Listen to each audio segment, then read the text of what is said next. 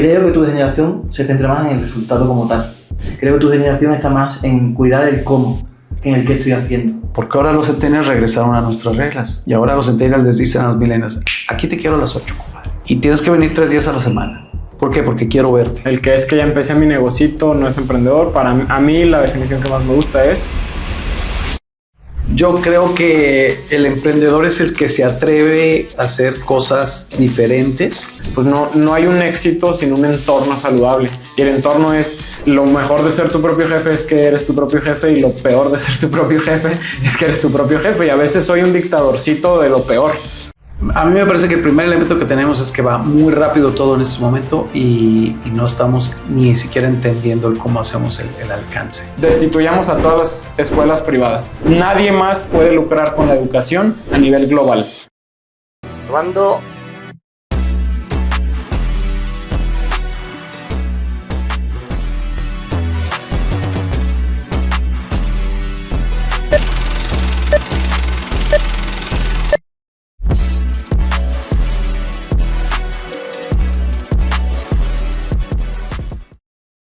Emprendecero con debates, y en este debate tenemos a las dos piezas del podcast Entre Generaciones, ¿no? Daniel, Diego, si queréis presentaros. Adelante. Yo soy Diego Alcalá, soy director de operaciones de Comprando América y autor también y host de Entre Generaciones y también del podcast de Comprando América. ¿Y usted? ¿Cómo usted? Yo soy Daniel de Ávila. Soy un analista de procesos. Tengo una empresa de consultoría especializada en gobierno corporativo. Tengo otro emprendimiento en el tema de arrendamiento. Académico, investigador, autor. Y plancho y lavo trastes en las tardes. Antes de entrar en este debate, ¿cómo se da esta unión entre generaciones?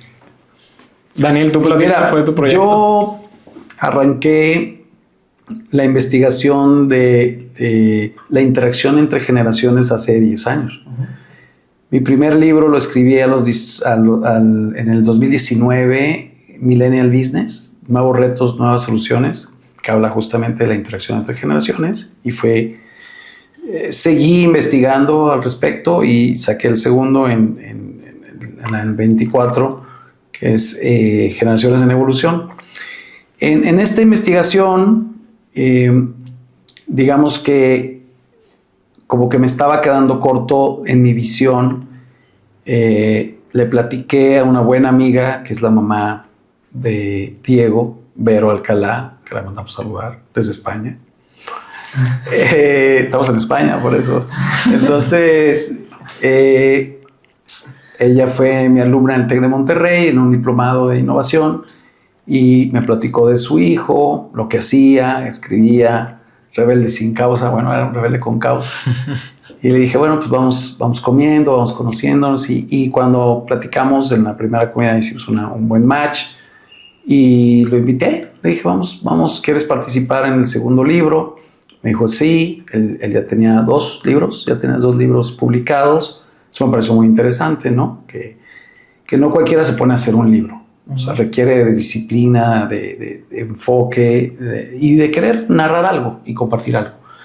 Y a partir de ahí, cuando participó, le dijo, oye, ¿por qué no hacemos un podcast juntos que tenga estas 2 generaciones? Que tenga la generación X, como soy yo, y generación Centennial, como eres tú, donde tengamos invitados de diferentes generaciones y pongamos en la mesa tanto temas escabrosos, difíciles de interacción entre relaciones, como, digamos, propositivos para que las generaciones puedan interactuar mejor, ¿no? Y así fue como nació Entre Generaciones. Y bueno, nos hemos divertido mucho, hemos tenido buenos invitados, hemos armado buenas discusiones ahí en los podcasts, y así es como arranca Entre Generaciones el 24. Digo, ¿qué quieres sumar? ¿Eli? Perdón. Sí, estamos comentando. Y pues nada, ahora sí que es un proyecto de autoría de Daniel, al que yo siempre le he agradecido la invitación, y muy interesante primero su apertura. El día de la presentación del libro le dije que le agradecía y le aplaudía su apertura a siempre escuchar, porque sé que no es Me imagino que con sus alumnos de mi edad será igual, que quiere escuchar, quieren realmente comprender y entonces, digamos que ampliar sus puntos de vista, y eso siempre se lo he admirado y creo que son ese tipo de rasgos los que lo han llevado a donde está en cuanto a pues sus negocios personales. ¿Cómo defines su generación? ¿Cómo defino la generación? ¿Qué es la de tu mamá, de en hecho? términos de qué? Tema abierto. ¿Cómo la defines? ¿Qué te has centrado cuando te he preguntado cómo la defines? Pues lo primero que me vino a la cabeza es, creo que son la última generación que quiso tener la verdad. Todavía veo mucha gente de esa generación que parece que... Yo quiero entender o quiero pensar que mi generación ya entiende que no hay una verdad absoluta y que entonces estamos hablando estamos en medio de un mundo donde no hay blancos ni negros y todo tiende a ser escalas de grises. Y sí veo en la generación de mi mamá gente pues de esa edad que te quiere dar consejos de vida muy marcados de pues es que es así y porque así lo aprendí y no hay manera de cambiarlo. O sea, la última generación con la que yo he interactuado que he visto que todavía quieren entender como que ellos tienen la verdad son ellos, y creo que de ahí para abajo pues entendemos que en un mundo tan caótico pues nadie tiene la verdad, y en eso es lo que pienso. O sea, como esos diferentes puntos de vista cómo generan choque, porque sí considero que hay choques muy marcados entre las generaciones en los temas que vamos a abordar hoy, en qué es el éxito, cómo se debe construir una carrera laboral, cómo se debe construir un proyecto de vida, qué es lo que hay que perseguir, incluso en la visión de cómo vamos a conformar a las familias, los problemas del mundo. Creo que nos estamos esforzando, no sé si porque la situación nos está obligando a salirnos un poquito más de nosotros mismos. Todavía alcanzo a ver un poquito más de egoísmo en las generaciones anteriores. O sea, creo que esa generación, la de mi mamá, le tocó crecer en un entorno donde la ambición era buena y era un rasgo positivo, y mira lo que ambicioso, y bueno, es que miren a Rockefeller, un ídolo, porque él acumuló no sé qué tantas cosas, y no cuestionemos sus métodos, no cuestionen cómo hizo lo que hizo.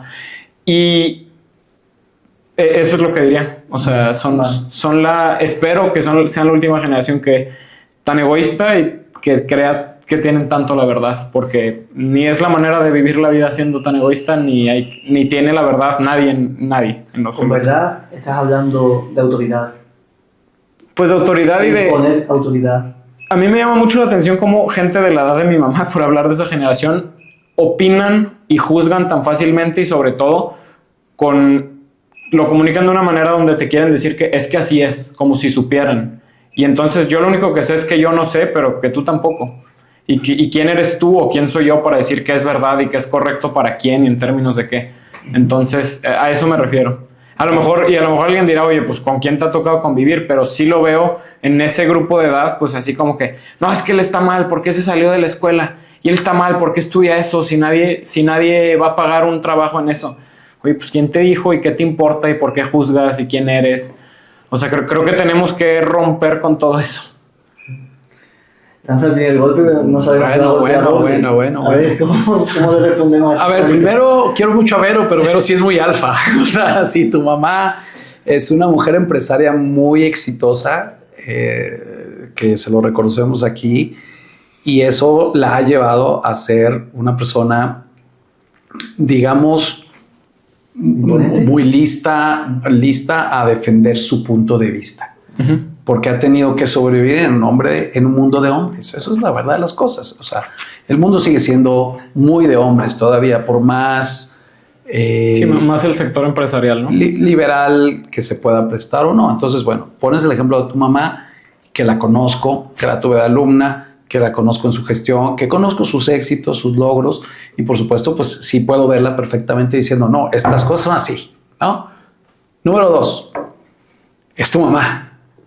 También un debate entre tú y tu mamá se torna completamente awkward, ¿no? Porque te digo porque soy tu madre, ¿no? Sí. Y aquí se hace esto. Entonces ahí se sesga un poco. Número 3, yo diría que es la verdad. O sea, digamos, tú hoy a tus 23 años ves una supuesta realidad que ven tus ojos en base a la experiencia que tú tienes de 23 años. Y nosotros en nuestros 50 años vemos otra supuesta realidad en base a 50 años de ver 50 cosas más que tú, ¿no? Entonces, a partir de ahí, la verdad se torna ambigua, diferente, y no por eso quiere decir que sea mala o buena. Y número 4, si, como dice Jodorowsky, si al final todo es una ilusión, pues entonces hagamos de nuestra vida las ilusiones más hermosas, ¿no?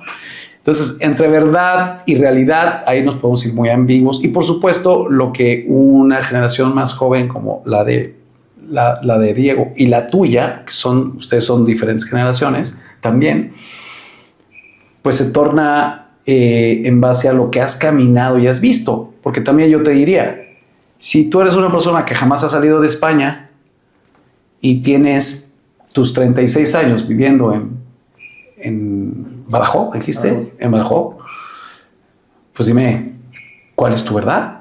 ¿No? ¿Y cuál es tu realidad? Por supuesto, es totalmente a lo que tú has visto, que tristemente hay muchos millones de humanos que no tienen la oportunidad que nosotros tres tenemos aquí, ¿no? Que tú estás en otro país haciendo entrevistas, que tú has viajado por el mundo, que tienes un sistema económico y ecosistema muy solucionado, que yo también he viajado, pero somos el 1%. Exacto. ¿No? Y el 90 y tantos % no ha salido de su entorno y su realidad, y lo único que tiene ahora es lo que esto les enseña, ¿no? El teléfono, tristemente, o la televisión. Entonces, ahora que sí estoy de acuerdo en lo que dice Diego. También venimos de un sistema autoritario de los boomers. O sea, nosotros tuvimos que trabajar con boomers y demostrar a los boomers que podíamos hacer más que ellos. Los boomers vienen de una revolución industrial, recuerden, ¿no? Y vienen inventando la línea de producción, inventando imprentas a color, inventando N cantidad de cosas. Y dijeron, somos, como esta frase se la ataño a mi papá, porque él es un boomer y a sus 75 años también tengo unas charlas que de repente le digo, pues es que tienes sabiduría, pero no sabes todo. Te faltan muchas cosas todavía, ya te quedaste atrás. No. Yo a mis 75 años, yo ya entendí, pasé por todo.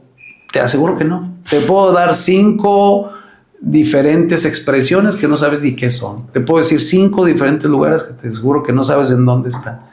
Te puedo decir 5 diferentes líderes ahorita de opinión que no sabes quiénes son. ¿No? ¿Por qué? Pues porque no lo has visto todo. La vida, ¿qué crees? La vida sigue y el conocimiento sigue. Y por supuesto ya los boomers pues ya se quedaron en lo que ellos aprendieron. Entonces, en ese sentido, eran muy autoritarios. Él fue director de empresa por 40 años y manejó 300 personas. Pues él era el jefe total y absoluto en un mundo que así era, completamente jerárquico, ¿no? Y hoy esa es su realidad y su mundo. Y nosotros nos hemos tenido que transformar. Nosotros creo que los X, que es justamente la edad de Vero, la mamá de Diego, tuvimos que ser el puente entre los autoritarios post-revolución industrial, te vendo todo lo que tengo porque si vendo más soy mejor y lo puedo demostrar, a esta nueva generación que llega, millennials, y dice, yo viajo por el mundo, hago podcast, trabajo desde donde esté y no me exijas horas de trabajo, exígeme resultados, ¿no? Ya no quiero ir a la escuela, no me gusta ese sistema educativo, piensas que tú tienes la razón. Entonces nosotros nos quedamos aquí porque el boomer te dice, chiquillo, sáquese de aquí. Y nosotros nos toca mediar todavía eso, ¿no? A ustedes les va a tocar en pocos años ya tener la batuta del mundo, ¿sí? A los millennials. Y se van a tener que encarar con los centennials. Y a lo mejor te va a tocar el día de mañana decirle, no me importa, así es como se tiene que hacer aquí. Y lo vas a hacer. Y si no lo quieres hacer, que te vaya bien. Y vas a ser generación nueva. Entonces creo pues que sí estamos en esa transformación. Sí estoy de acuerdo contigo con el tema de que los X de repente pensamos que tenemos toda la razón, efectivamente, porque venimos liberándonos de un sistema autoritario de mucho trabajo, de mucha producción, muy jerárquico. Como lo decía en la entrevista que me hiciste, yo hasta los 25 años crecí sin celular, ¿no? Uh-huh. Y pues traía un beeper, no, me tocó el beeper. No sé si ustedes sepan qué es un beeper. Sí. ¿No? Lo veía en las películas, sí. Ni entendía cómo funcionaba ni nada. Sí, exacto, pero a ver, te sonaba y te decía el teléfono, te tenías que comunicar. Y no agarrabas un celular, no había celular. Agarrabas un teléfono de la calle con monedas, o le pedías salir el teléfono y hablabas. ¿Qué pasó? Es que el licenciado lo está buscando porque pasó esto, no sé qué. Bueno, está bien. Esa era la llamada de emergencia, ¿sabes? Uh-huh. Entonces tuvimos que irnos transformando en este mundo revolucionario en donde pues, ustedes ya nacieron de alguna manera con un 8 de adelanto y ustedes con un 7, un 6 de adelanto, ¿no?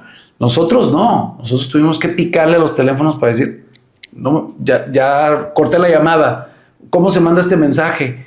¿Cómo contrato un teléfono ahora por caracteres? ¿Sabes? Y en esa transformación, aguantando todavía a los boomers diciendo, pero te quiero aquí a las 7 de la mañana, checa tu dedito y sales a las 7 de la noche y no sé qué. Y estábamos en los dos mundos, ¿sabes? Uh-huh. Entonces, me parece que hemos hecho un buen trabajo. Yo creo que los X hemos hecho un buen trabajo porque sabemos que vienen las generaciones de abajo y son totalmente diferentes y vienen a innovar y vienen a hacer cosas diferentes y les hemos dicho a los boomers, ya no es tu tiempo. ¿Y cómo defines su generación? ¿Te toca a ti ahora? ¿Cómo qué? ¿Cómo defines la generación de... Sí, a ver, Centennials, yo les tengo como esta fe, ¿cómo le llamas tú cuando dices le doy el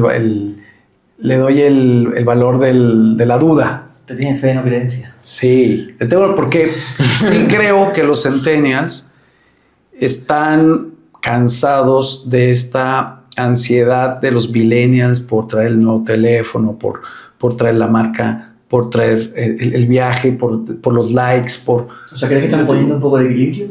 Creo que todavía no lo ponen. Creo que porque están jóvenes todavía. O sea, el más grande tiene 27 años, 26, 27 años. A mí me parece que en unos 4 o 5 años, o sea, en el 2030, vamos a ver cambios muy importantes. Porque los centennials van a ser jefes de ustedes, los millennials.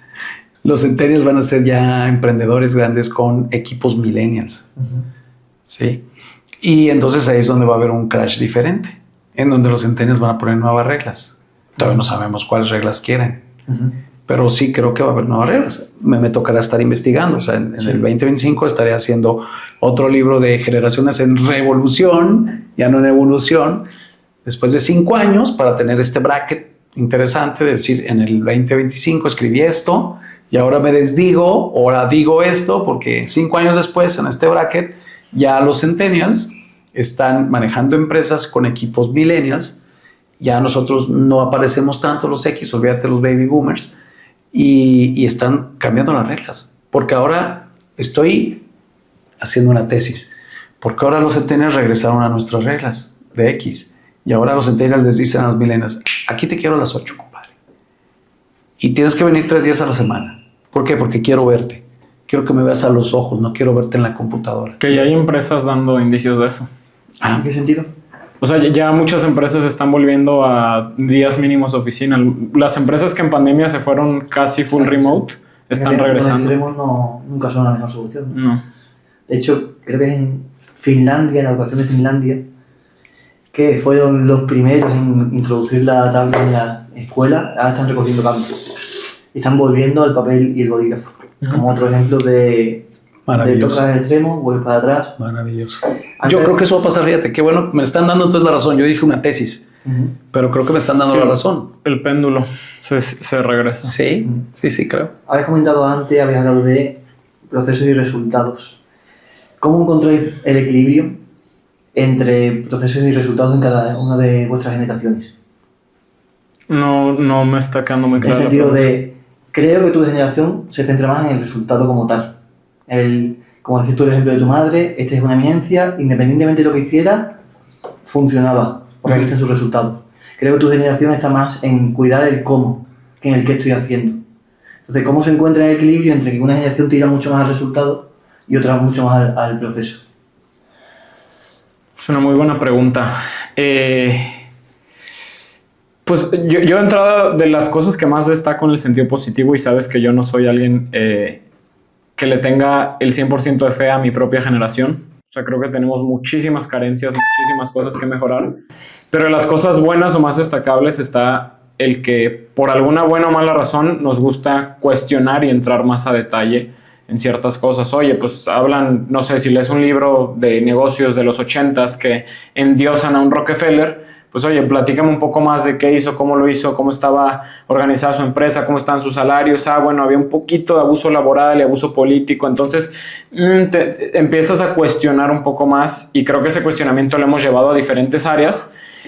Que yo, la tesis que tengo, y una cosa de las que más choco contra su generación, es que ustedes, no sé si porque así fueron criados, es que no vas a cambiar el gobierno, así es, y no te pelees con el sistema educativo porque así es. Y yo la pregunta que me hago constantemente es, ¿por qué no lo vamos a por lo menos intentar cambiar? Porque en este punto donde nos empezamos a dar cuenta, ya como consenso entre generaciones, que pues a lo mejor el sistema político no es el mejor que hay, el sistema de salud tampoco es el mejor que pudiéramos tener, el sistema de alimentos tampoco es el mejor que pudiéramos tener, el sistema educativo tampoco es el mejor que pudiéramos tener, pues por lo menos hagamos el intento. Y eso, a lo que voy es, al evaluar el proceso nos damos cuenta que hay muchas cosas mejorables, las cuestionamos. Creo que lo que no hemos sabido hacer es pasar de la queja y del reclamo a pues cómo empezamos a construir esos cambios.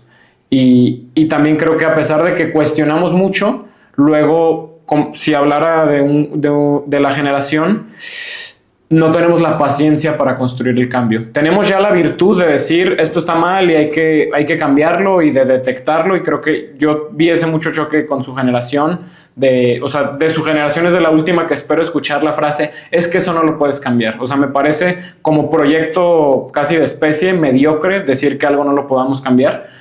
Entonces, lo que nos falta a nosotros para cambiar las cosas, pues es la paciencia de construir, que es de las carencias que tenemos. No sé si echarle la culpa a la tecnología, no sé si echarle la culpa a la gratificación instantánea, pero yo descubro a mis pares de generación teniendo dificultades para plantear algo a mediano plazo. O sea, tú ves, por ejemplo, a tu generación evaluando para sacar mejores procesos, mejores sistemas, mejores formas de trabajar, y siendo esa misma generación la que ejecuta, porque ejecuta mejor, porque tiene paciencia, disciplina, foco. Es que nosotros, es justamente lo que nos falta, esa paciencia, ese enfoque, ese construir. O sea, a veces es algo que no me sé responder, y es algo que yo quisiera tener de su generación, que su generación, no sé si es la edad, que dicen, no, ya, pues en 10 años vamos a hacer esto, y no lo ven tan lejano. A alguien de mi edad dile, en 10 años vamos a construir esta empresa, o sea, suena como que nunca jamás. Entonces, definitivamente es un ingrediente que nos falta. Tu generación también tiene muy presente también la velocidad de cambio, creo yo, ¿no? Sí. Entonces, a lo mejor ver a 10 años vista, que siempre es un buen planteamiento, creo yo, como lo ves como imposible. Como decir, ¿cómo voy a ver algo a 10 años vista cuando todavía no sé qué va a pasar dentro de 12 meses? ¿No? Sí, que creo que es lo que nos falta equilibrar, porque sería también muy mediocre decir, pues como no sé cómo van a estar los siguientes 12 meses, no puedo planear a 5 años. Pues no, tú como consultor de empresas sabes que independientemente de eso, pues tienes que...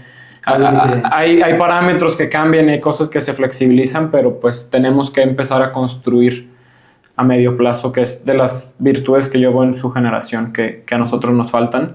Pero en general, mis críticas principales a esa generación es: dejen de decir que las cosas no se pueden cambiar, porque naturalmente cambian, y porque alguien se tiene que esforzar por cambiarlas, y porque el proceso de no cambiarlas o no querer cambiarlas pues va a ser muy costoso, o viene siendo muy costoso.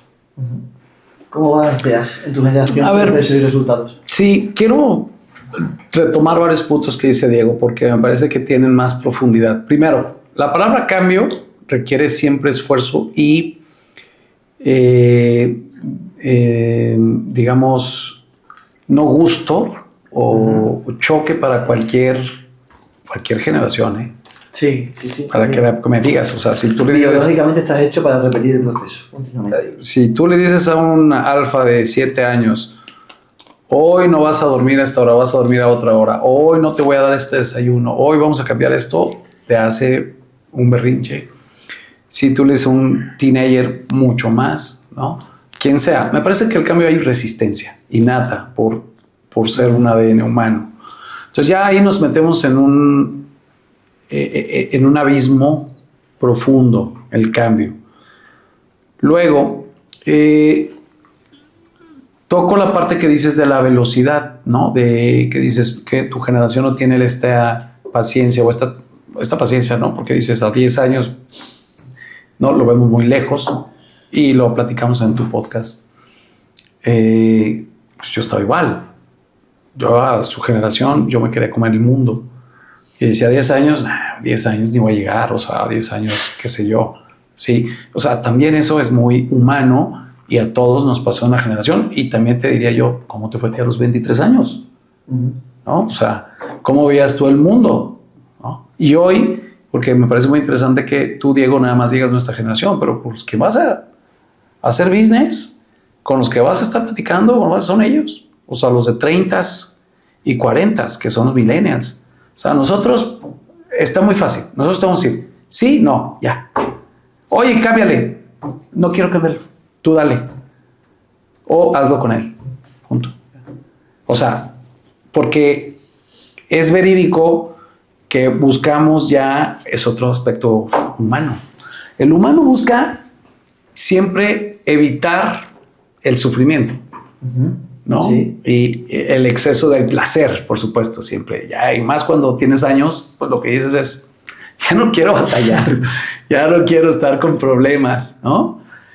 Entonces, bueno, hablando de eso, me parece que regreso a ese punto que es también muy, muy humano, también el tema. Ahora, creo que 10 años se me hace mucho, a mí también ya.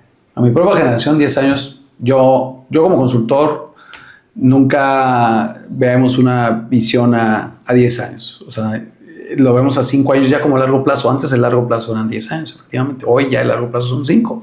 Porque está tan cambiado todo, está cambiando tanto la tecnología y todo, que ya en 10 años, en 5 años, en 3 años te cambia muchísimas cosas, ¿no? Inclusive yo ya pongo a prueba todas las teorías del management anteriores, ¿no? Las duras, las teorías de Taylor, de todos estos pensadores de la teoría del management.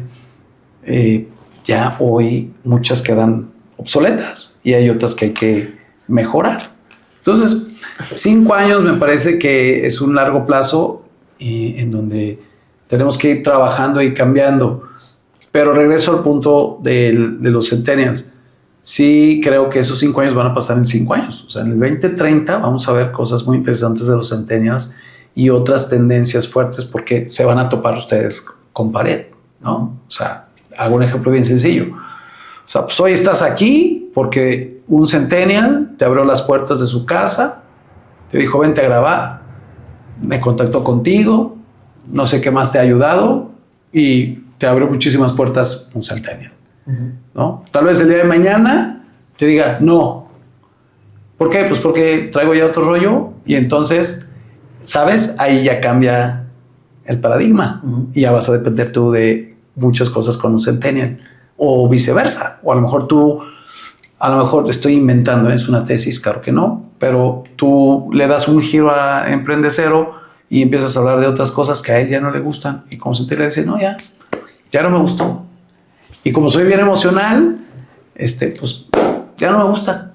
Entonces ya no te apoyo, ya no hacemos esto. Fíjate la interacción rápida entre nuevas generaciones. Entonces, yo creería que hay que analizar más el cómo van a interactuar ustedes dos, millennials con centennials, que cómo van a interactuar con nosotros. Porque en verdad, sí, claro. O sea, nosotros digamos que ya estamos más para allá que para acá, en palabras mexicanas, ¿no? Y en ese sentido, lo que ustedes quieran obtener de nuestro conocimiento, de nuestra experiencia, de nuestras cosas, lo van a obtener y lo que no, les va a entrar por uno, les va a salir por el otro y se van a tener que dar de topes. Porque también hay aprendizaje en eso. Sí. Ahora, regresando a tu pregunta de procesos y resultados. O sea, lo que tú quieres decir con tu pregunta es si nuestra generación se fija más en el proceso o en el resultado. Esa es la pregunta exactamente, claro. Creo que se fija más en el resultado y que su generación en el proceso. Entonces, ¿cómo encontramos entre generaciones un equilibrio entre proceso y resultado? Bueno, ¿hablas desde la parte humana o desde la parte procesal de la empresa? Desde la parte humana. Sí, creo que nosotros así fuimos educados. O sea, yo recuerdo mi educación era, tienes que hacer esto. ¿Y cómo? No sé, hazlo. Sí, hazlo. Y si no puedes, pues me dices para decir a alguien más. Incluso entre primos era muy el de, tú no pudiste, yo sí pude. Muy familiar, era la competencia de ellos. Tenemos un dicho también muy malo que dices, ¿qué quieres? ¿Rapidez o precisión? ¿No? Cuando nosotros lo utilizamos cuando contestas algo rápido, pero dices una babosada, entonces dices, ¿pero por qué dijiste eso? Está mal. Bueno, y dices, ¿por qué quieres? Rapidez o precisión. Contesté rápido, pero no fue preciso. Entonces sí creo que nuestra generación fuimos educados más al dar el resultado. Lo que tengas que hacer, pero hazlo. Make it happen, el famoso make it happen. Lo que te cueste. Lo que te cueste. Y el proceso, yo no lo veo como que las nuevas generaciones se fijen mucho en el proceso, sino en el cómo no me desgasto o en el cómo me desgastan tanto para poder yo llegar a ese resultado. En el cómo me dices que lo tengo que hacer y a mí no me gusta hacerlo de esa manera. Yo me quiero brincar los 5 pasos del proceso. O qué flojera hacer un proceso. Me acaba de pasar con una empresaria que ella se dedica a hacer cargas de sobredimensiones, ubican ese tema. Son las personas que mueven, las empresas que muevan estas máquinas gigantes, estas grúas, estas traves que son de sobredimensiones, que tienen que mover puentes, tienen que parar ciudades para que pasen, ¿no? O cohetes, cosas de esas, reactores nucleares. Entonces, no hay más proceso que eso, ¿no? Paso 1, tienes que tomar esta ruta. Paso 2, mueves este puente. Paso 3, pasas el reactor. Paso 3, pones el paso 4, pones el, y así te vas. Te brincas un proceso y ya regaste toda la operación. Y le acaba de pasar, ¿no? Sus chicas millennial se brincaron un proceso y pues, pierde un dineral porque en vez de haber cotizado un tráiler determinado, de cotizaron otro, se rompió el proceso y perdieron, no sé, 300,000 pesos. Entonces, sí creo que luego en el brinco del proceso entre ustedes se llevan entre las patas mucho de la eficiencia que debe de tener el resultado, ¿sí?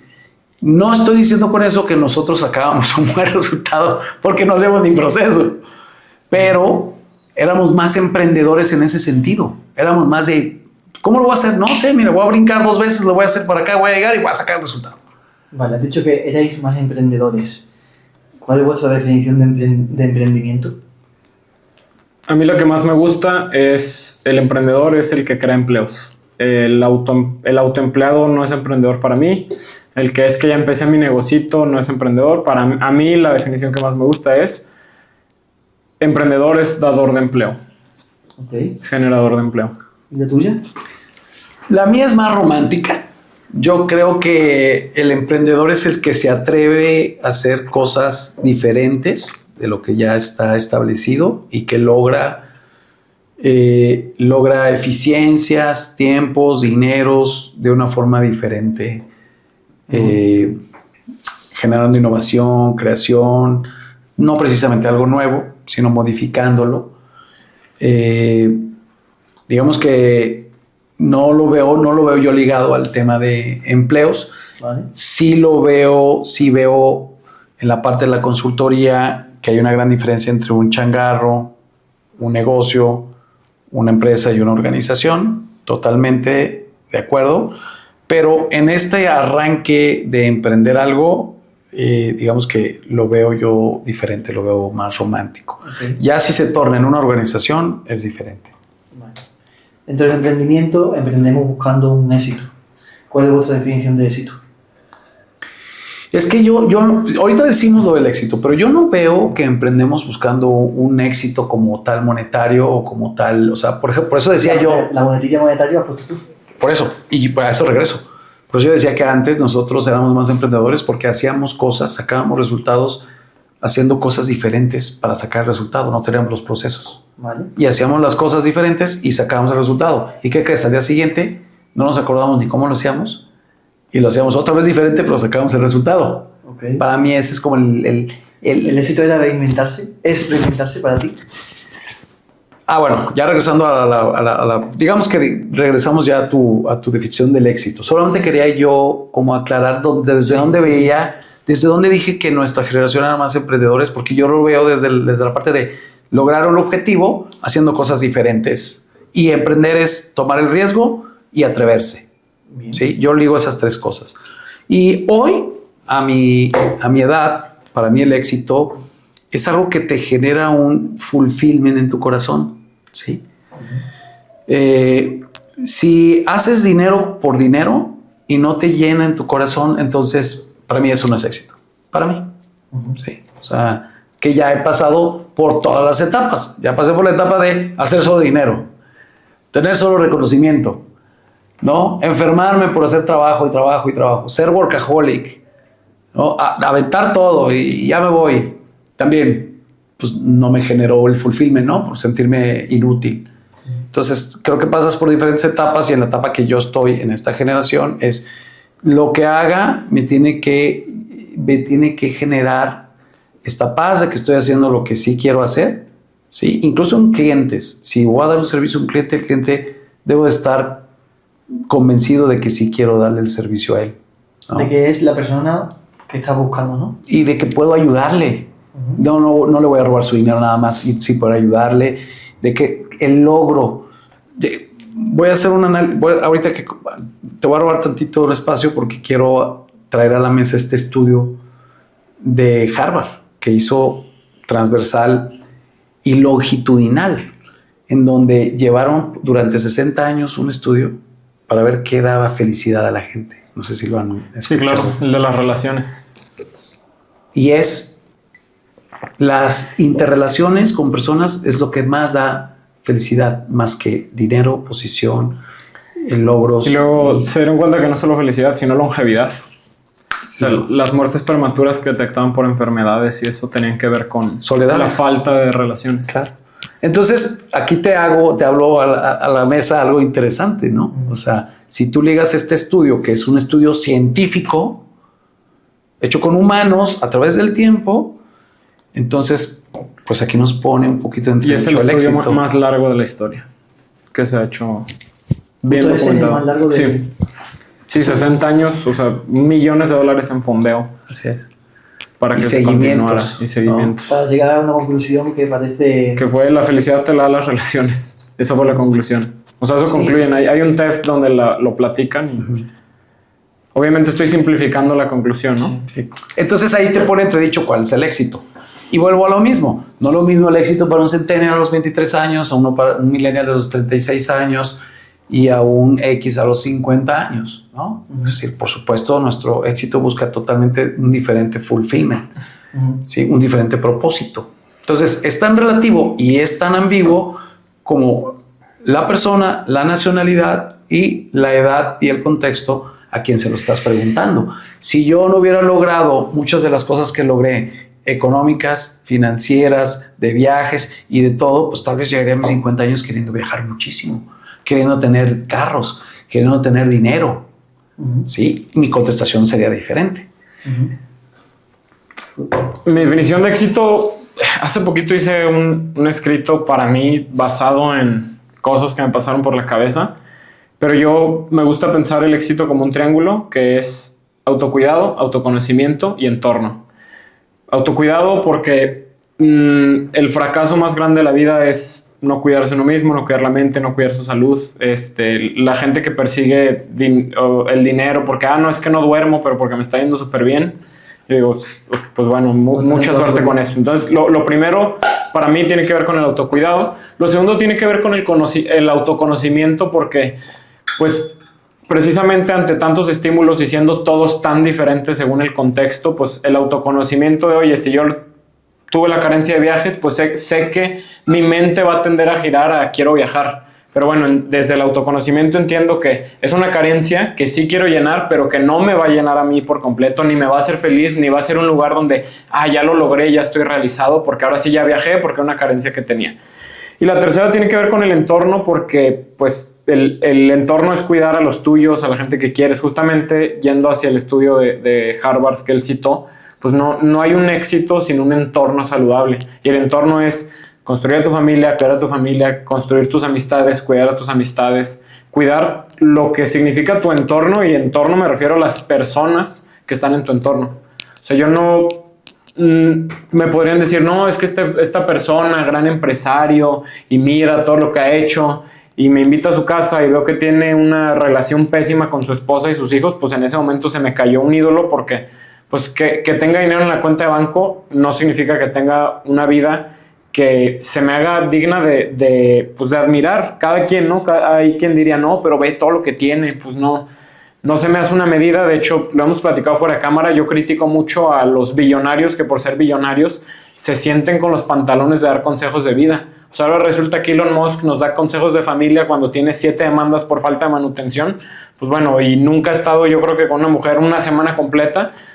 Pues no se me hace la persona para que me dé consejos de vida. A lo mejor dará consejos de innovación, de plagio, que también se le ha dado muy bien, pero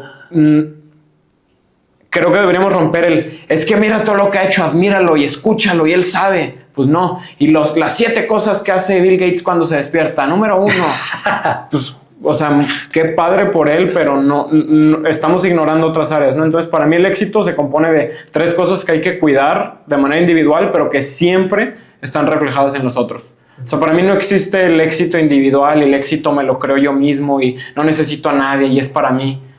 No creo que haya nadie que pueda decir, me siento exitoso, pleno y feliz y tengo una pésima relación con cada persona que se me atraviesa por la vida.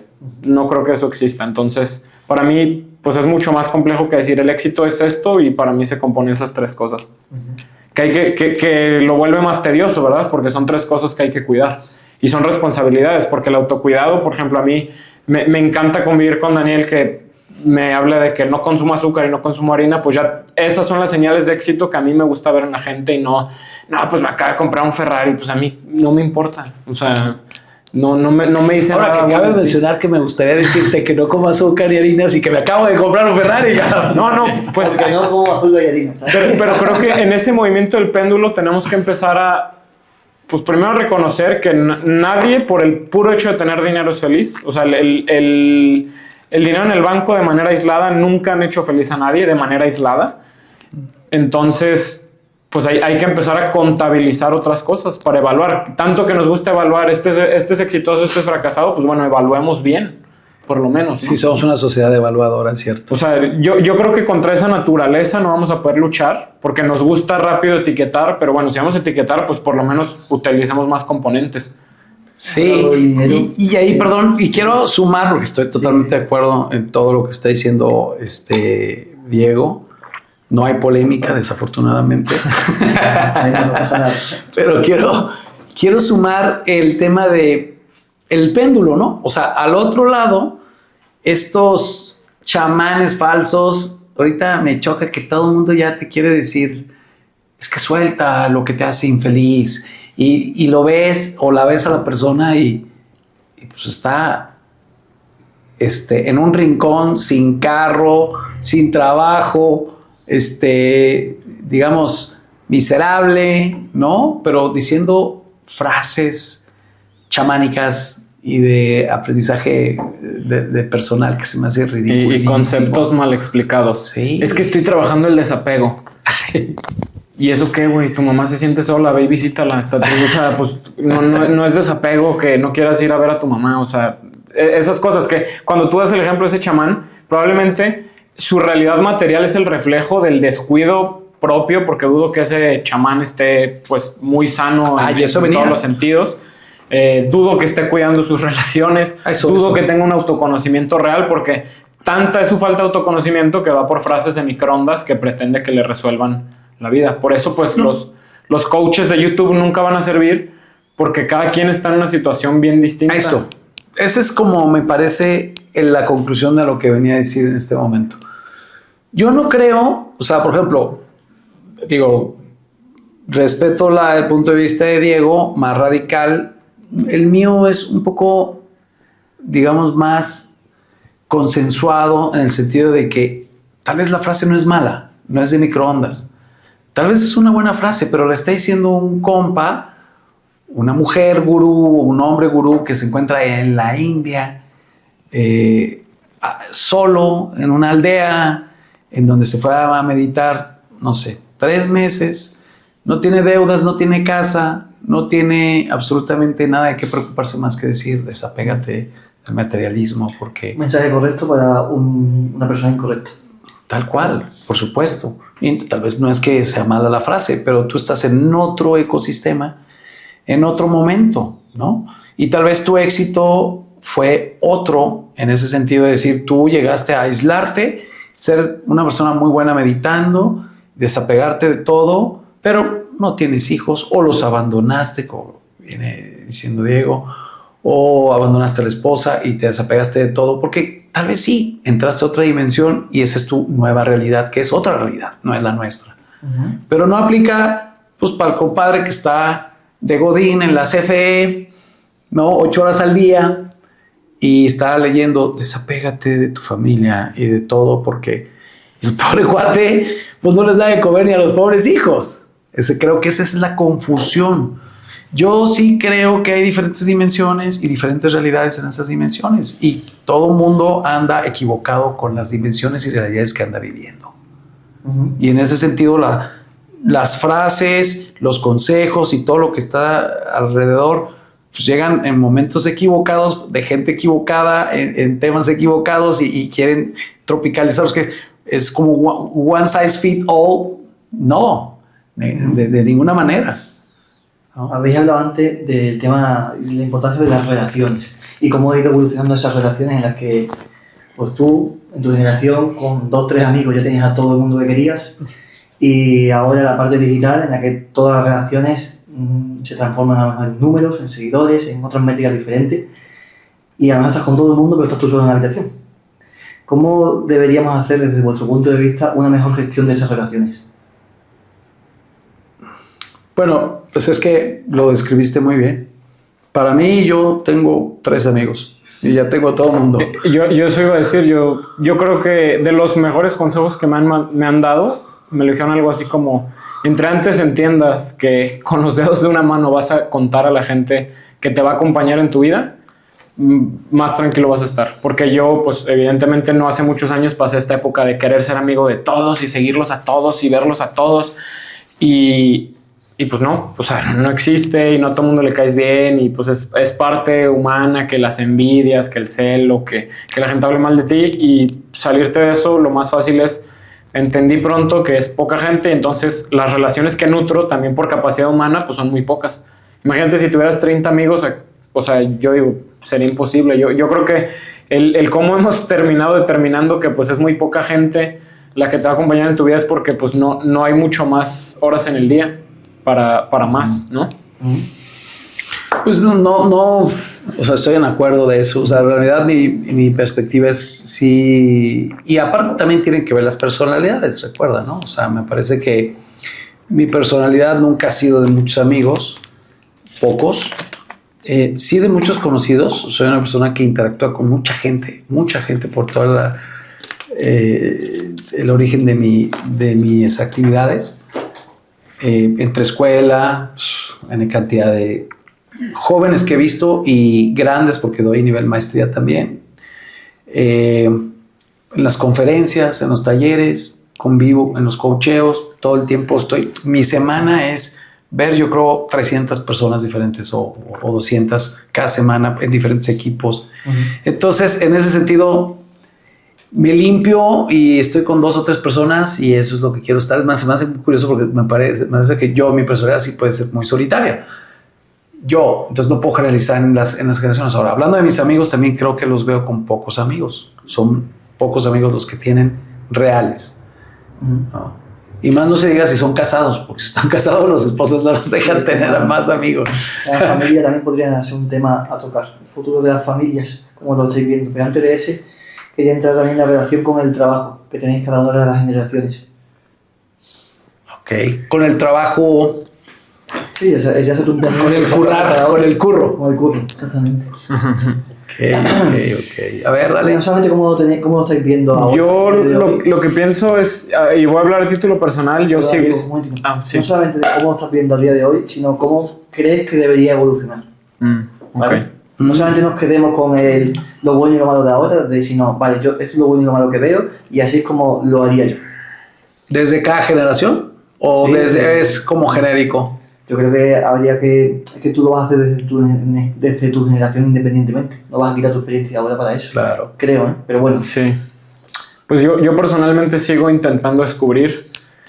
A ver, tengo la fortuna de decir que lo que hago me gusta y de cierta manera me llena, y si lo dejara de hacer porque mañana me gané la lotería y entonces ya no tengo motivación de trabajar porque estoy resuelto, sentiría un hueco no solo de espacio, sino de, pues como del sentido de las cosas. O sea, definitivamente todo el ejercicio de trabajar, que es aprender cosas nuevas, interactuar con gente, atender eventos, viajar, pues en mi caso, y estoy hablando de mi caso porque no puedo hablar de otras cosas, me gusta y siento que aunque me ganara la lotería, algo haría de trabajar. Dicho esto, también sigo teniendo la confusión, y lo hemos platicado en los podcasts, de cuánto es suficiente. Y hemos hablado de cuando eres...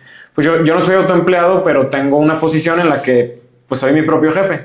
Entonces, lo mejor de ser tu propio jefe es que eres tu propio jefe, y lo peor de ser tu propio jefe es que eres tu propio jefe. Y a veces soy un dictadorcito de lo peor. O sea, yo como soy conmigo, no se lo desearía a nadie en la exigencia, ¿no? Entonces, tengo que constantemente estarme preguntando por qué hago lo que hago y cuánta exigencia es suficiente y hasta dónde es suficiente y qué estoy persiguiendo, ¿no? O sea, lo que te quiero decir es, todo este círculo me lleva a que no he llegado a una conclusión de cuánto debería trabajar y por qué trabajamos, ¿no? O sea, siempre la pregunta que la puedes llevar a lo filosófico de por qué trabajamos, me ha llamado la atención. Eso en el presente y en el futuro, pues yo creo que la tecnología ojalá sí camine hacia este lado donde cada vez los trabajos sean más thinking jobs, como dice Ruelas Gossi, y pues todo lo que se hace repetitivo pues se lo delegamos a las máquinas, a la inteligencia artificial, a las automatizaciones. Que pongamos el foco en la creatividad. Que pongamos el foco en la creatividad y en el florecimiento humano. La palabra creatividad a veces no me encanta. Me gusta más un poco el florecimiento humano, cada quien en su área. Porque no creo que empata para todos ser creativo en eso. O sea, no sé, la otra vez escuché un podcast de una persona que platica que entró en una depresión porque se casó, tuvo que dejar su trabajo en el zoológico, que era un voluntariado. Y digo, pues es que ella, su florecimiento humano estaba estar ahí con los animales y que se le olvidara, y pues no necesariamente lo categorizaría como algo creativo, pero pues era donde ella podía florecer y donde ella lo encontró, lo construyó. Todavía no alcanzo a entender la diferencia entre encontrar y construir la pasión. Creo que es muy delgada la línea, pero sí creo que debemos empezar a inclinarnos más a un mundo donde sí haya responsabilidad, donde haya estructura, donde haya disciplina, donde haya enfoque, pero orientado hacia el florecer de las personas, porque si no, como proyecto humano, pues es un fracaso. Que no busquemos eso. Otra cosa es que sea utópico, que sea muy distante, que sea muy complicado. Estoy clarísimo en eso, pero cuando decías que es la verdad, pues a mí me gusta el planteamiento filosófico de que la verdad no es un punto al que se llega, sino una dirección hacia la que se apunta. Y para mí esa es una verdad que creo que deberíamos construir, que dicho de otra forma es una dirección a la que deberíamos apostar a ir. Porque las alternativas a eso, pues el Universal Basic Income no me encanta, porque no me gusta la suposición de que la gente solita se va a exigir. La verdad es que hay gente menos exigente consigo mismo, más autocomplaciente. O sea, no me gusta que el nuevo proyecto productivo humano se apueste en que cada quien se exija lo que se quiera exigir, porque siempre lo digo, necesitamos del otro, necesitamos el choque, el contraste con el otro, la exigencia del otro. Me acordé de cuando me dijiste el otro día que fracasó el proyecto de que no hay jefes. Cuando me contaste, es que empresas intentaron implementar que no hay jefes, pues claro, nos encantan las referencias, necesitamos voltear a alguien, sí. Necesitamos rendir cuentas. De los conceptos que más me gustan que he implementado es la rendición de cuentas. Con otro, no existe la autorrendición de cuentas, o sea, eso me parece ridículo. Pero bueno, regresando a eso, pues espero haberte contestado. Sí. Yo a lo mejor ahí de lo que dices, vuelvo al tema de la verdad. Me gusta el planteamiento que dices, es la dirección, es un poco la dirección a donde podrías ir, pero pues, tu dirección, ¿por qué tendría que ser la mía? Y volvemos otra vez a caer en la ambigüedad. O sea, y también la dirección de un joven, de un adulto más joven, de un adulto de una tercera edad, son diferentes direcciones. Entonces ahí entra otra vez a la ambigüedad. Sí creo que la verdad se torna generacional y experiencial. Sí, que en ese planteamiento se dice, la verdad no es un punto al que se llega y tampoco es única. Uh-huh. Uh-huh. Entonces, o sea, creo que hoy podríamos dar por hecho que pues vivimos en un mundo con multiverdades, ¿no? Y si citaras se me olvidó el autor que citaste, pero pues la verdad puede ser la ilusión que cada quien se construye. Nada más ese planteamiento dices que no llegas a ella. Siempre como evoluciona según lo que aprendes, pues es más una dirección que un punto. Sería ridículo, aunque fuera mi propia ilusión, sería ridículo que te diga, aquí está la verdad y aquí está. Yeah. Oye, es que viene otra pandemia, ¿esa verdad no crees que pueda cambiar? No, aquí es mi verdad. Pues no, por eso siempre se mantiene siendo una dirección y nunca nadie dijo es la verdad única. Sí, y puede ser multidireccional y puede ser a una velocidad diferente y puede ser 2 o 3 caminos en esa paralelos, uh-huh. O sea, es a lo que me refiero.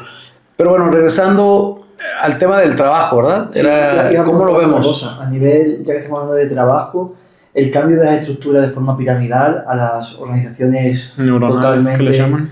O neuronales o supuestamente horizontales, ¿cómo las estáis viendo? ¿Qué os traeríais a futuro de cada una de ellas, desde vuestro punto de vista?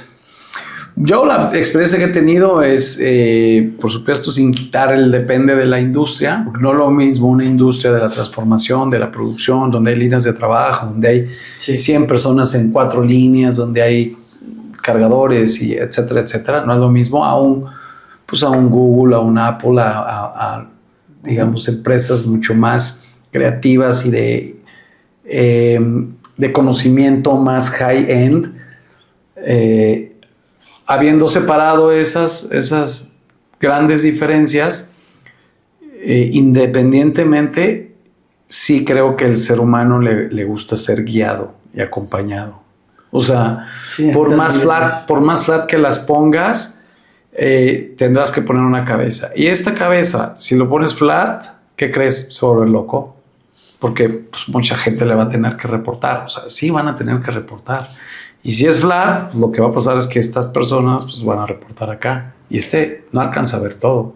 Y es por eso que eso es una de los grandes aprendizajes del top management, de los pensadores de toda la vida, que la estructura piramidal tiene que ver con la especialización, con la diferenciación, con la delegación, con que más cabezas pueden controlar más operaciones a que si le dejas todo a una sola cabeza. ¿Sí? Entonces, viéndolo muy desde... Yo también creo que no, o sea, se me hacen conceptos muy New Age, redes neuronales y todo horizontal. O sea, yo me pregunto, ¿quién plantea eso ha vivido una crisis de toma de decisión en una empresa? O sea, y yo no digo que yo lo he vivido, ¿no? Pero pues por lo menos lo he estudiado y digo, o sea, te puedo hablar de 10 casos que se me ocurren que dices, imposible que esto, y ¿cuántos se tendrán en la cabeza? Pues ¿qué hacen? ¿Se juntan todos y votan? Entonces se me hace demasiado romántico. No con eso pretendo ridiculizarlo. O sea, entiendo que la propuesta es buena, pero pues hay muchas propuestas que simplemente en la práctica y en el ejercicio pues se demuestran inválidas, que está bien. Se me hace muy interesante que las empresas estén evolucionando, por lo menos probarlo, que se nota la intención de cambio y de adaptarse a nuevas cosas y nuevas generaciones que demandan diferentes cosas. Pero pues claro que yo pienso que en la empresa tiene que haber quién toma decisiones, a quién le reportan, y porque nos encantan los líderes. Por eso hay líderes de opinión, por eso existe un papa. Ahorita pensé en el papa. Imagínate que la iglesia dijera redes neuronales y vamos a todos votar y todos somos iguales. pues, no, o sea, no. Y la iglesia, di un ejemplo de la iglesia porque. No, es un ejemplo buenísimo. Burdo, pero no, pues es de las estructuras más antiguas. Más antiguas. La religión. Y pues por algo se han mantenido, ¿no? Sin meterme más polémicas. Las tribus. Entonces. Las tribus africanas. ¿No? Tienen su médico brujo, tienen su chamán, tienen su jefe, tienen sus mujeres sanadoras, o sea, y que tienen jerarquía. Incluso velo en un equipo de fútbol donde se supone que cada quien tiene su rol, sabe qué lado de la cancha tiene que estar, incluso sabe qué tiene que hacer. Yo la paso, yo recupero, pero aún así hay un líder, hay un tomador de decisión, hay alguien que marca la pauta. O sea, yo no me gusta hablar de naturaleza humana, soy medio anti ese concepto, pero pues tendemos a querer tener referencias o querer ser la referencia y sí creo que el líder, yo soy de los que cree que el líder 80% nace.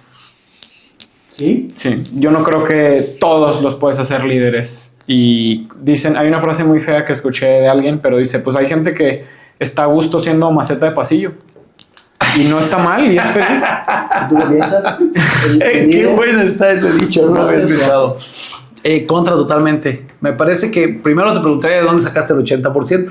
Es muy arbitrario, pero... Ok, entonces no está fundamentado. El 80% es arbitrario, pero sí, o sea... Es como decir la lo mayoría. que quiero ejemplificar es que la gran parte del líder Sí. viene... Pues no es que de nacimiento es decir... Educación. Pero bien, o sea... Para cuando te llega a los 30 años alguien ya es 80% líder, 80% no líder. Por ponerlo en una proporción.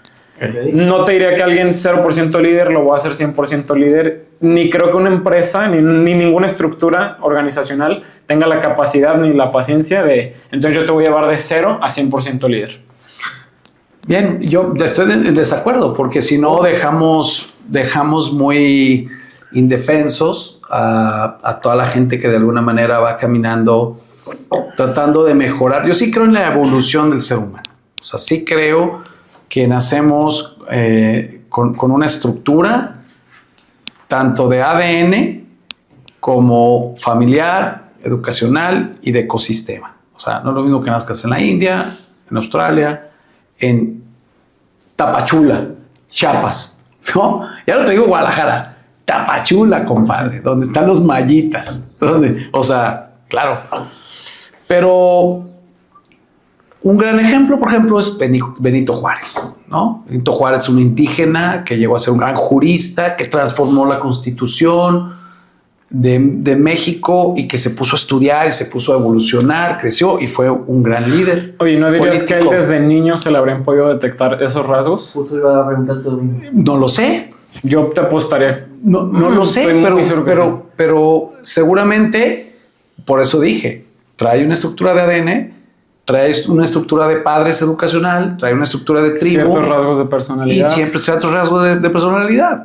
Sin embargo, también hubo gente a su alrededor que sí confió en él, que sí lo ayudó, que sí lo impulsó, que sí generó. Lo que sí creo que esta estadística que dices es que hay gente que puede nacer con un porcentaje más alto en rasgos de people person, de comunicación, de interacción, ¿no? que llama a un líder, y otros menos, pero que lleguen a un punto en donde si ya llegaste a los 30 años, ya no eres líder, tienes el 80% de default, ¿no? O de falla, ahí es donde yo no coincido. Porque incluso la madurez del cerebro y de la personalidad van madurando en velocidades diferentes con respecto a los mismos elementos. Y lo repito constantemente porque generalizar, digo, es muy difícil. Siempre tenemos que estudiar científicamente dónde creció, de dónde viene, qué aprendió, en qué trabajó, cuántas veces se cayó, si le falta una mano, si le falta un dedo, si tuvo cáncer su abuelo, N cantidad de cosas, ¿sabes? Que te van impulsando. Tú puedes llegar a los 30 años intacto, feliz, digamos, una vida a gusto, todo solucionado, todo el tema a gusto. Pero a los 31 años tuviste las peores crisis de tu vida.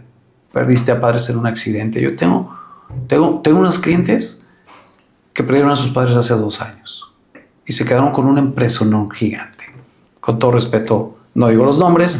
Si ven el día de mañana este podcast, pues también las estoy referenciando para dar un gran ejemplo de cómo ellos tomaron esta situación y le brincaron a tomar la empresa. y están haciendo lo mejor posible por ser mejores líderes, por cuidar la empresa que les dejó los papás, etcétera. Entonces, a los 31 te pasaron todas las cosas, te aseguro que vas a brincar 3 o 4 escalones hacia arriba por necesidad. Pero si sigues en zona de confort, entonces sí, entra ese 80% que vas a seguir a gusto. Entonces, a mí me parece que sí te haces líder conforme las necesidades que la vida te va exigiendo. Si nunca tienes necesidades, no, ahí te vas a quedar. Efectivamente, como maceta de pasillo, ¿no? Que me gustó.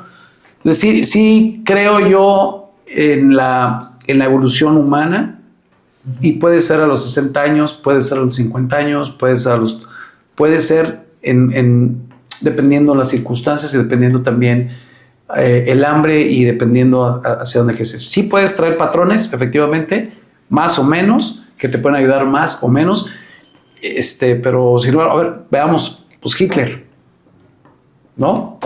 Hitler, un alemán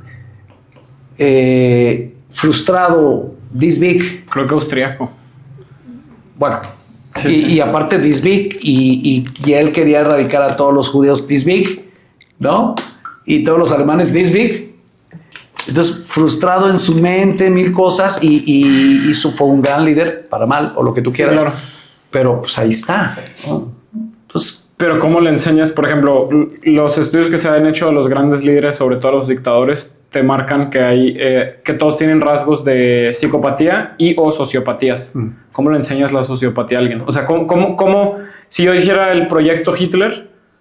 No quiere que viene en él. Vienen, o sea, yo lo que voy es, y lo que insistiría es, hay una gran parte importante que estaba ahí y que el entorno lo pudo haber despertado o no lo pudo haber despertado. Pero lo que sí creo es que no podría agarrar a todos y replicar a Hitler, por más que les diera el mismo contexto y la misma escena de vida y los mismos padres y la misma vez que cuenta la historia que un día casi lo matan y entonces no lo mataron y eso cambió la historia. Ya, claro. O sea, eso es lo que yo sí estoy convencido, que hay una gran parte, de hecho, pues hay muchos avances. La rama de la nutrición empezó a estudiar predisposiciones genéticas y ya pueden predecir en niños muchos rasgos de, oye, este niño tiene tendencias a que tiene predisposiciones genéticas de caer en riesgo de adicciones, tiene predisposiciones genéticas hacia que le gusta la adrenalina. Incluso esos estudios los han llevado a cárceles y dicen, es muy curioso que en cárceles encuentras un grupo grande que son gente que de niño hubieras dicho les gusta mucho la adrenalina. O sea, es muy curioso cómo, pues, mucho más de lo que creemos ya viene, pues, no sé si de fábrica. Y me parece muy interesante lo que mencionas. Creo que el nuevo liderazgo no requiere de sociópatas.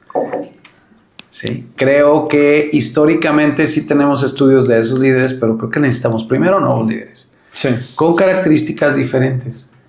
Entonces, Daniel, ahora, por favor, a ver cómo definimos el nuevo líder desde cada uno de vuestro punto de vista, ¿vale? Sí.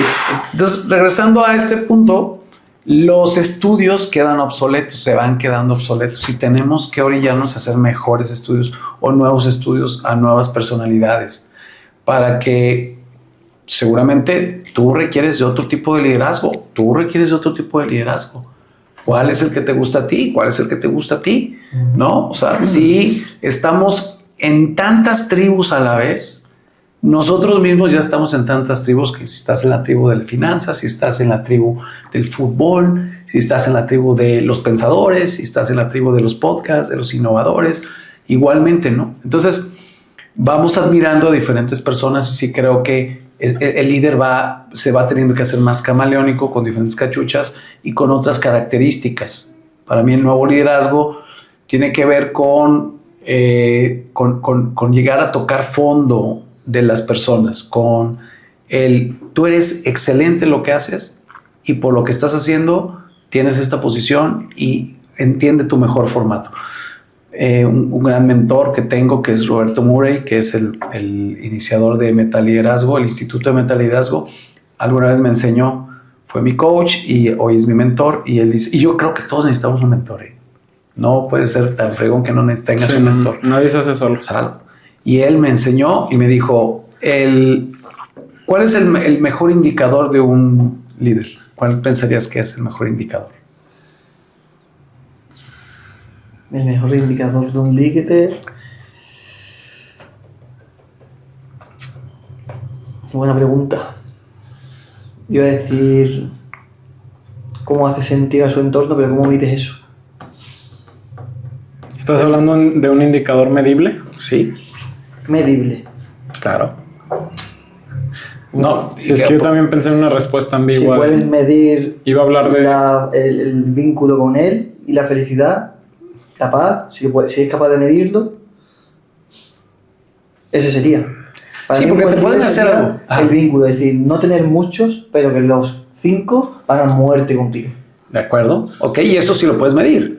Porque a los 5, a 10 le puedes preguntar, oye, ¿te vas a la quiebra con esta empresa con él? Sí, no. Bueno, pues ya te midieron. 5 de 10 dijeron que sí, 50%. Y ahí entra. Es algo medible. Pero no estoy diciendo que eso sea, ¿eh? Vale, no, Pero me parece muy interesante tu punto y me parece... Sí, Y si eres capaz de medir cómo se sienten de importante esas personas con ese líder. ¿Cómo se sienten de importante? importante? ¿Cómo se sienten escuchados, etcétera? Y si no solamente eso